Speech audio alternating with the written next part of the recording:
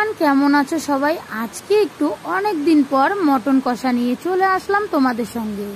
তো চলো সমস্ত মশলা দিয়ে মটনটাকে আগে ভালো করে একটু মেখে নিচ্ছি।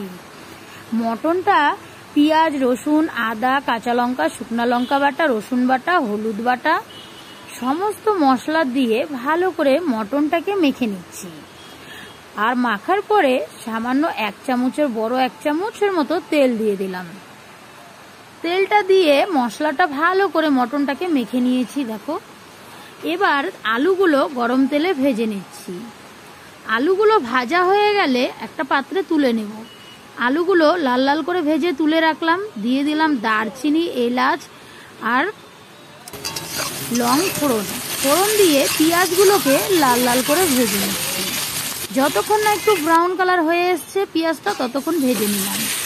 এবার দিয়ে দিলাম মটনটা দিয়ে ভালো করে আবারও একটু কষিয়ে নিচ্ছি।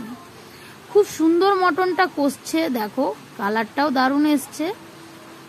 এভাবে ঢাকা দিয়ে দিয়ে 10-15 মিনিট কষিয়ে নেব।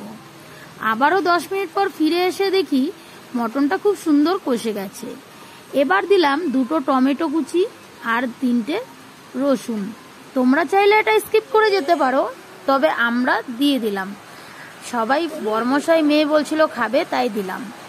আর এইদিকে দেখো মটনটা কিন্তু খুব সুন্দর কষে গেছে। আমাদের বাবাই সোনা মানে হলু সোনাও ভীষণ পছন্দ করে গোটা রসুন খেতে মাংস। নামানোর আগে একটু মিট মশলা দিলাম। মিট মশলাটা দিয়ে আরও একটু 10-15 মিনিট কষিয়ে নিচ্ছি। মটনটা কিন্তু কষা কষাই নামাবো। এই মটনটা ভাত এবং লুচি এগুলোর সাথে খেতে ভীষণই ভালো লাগবে।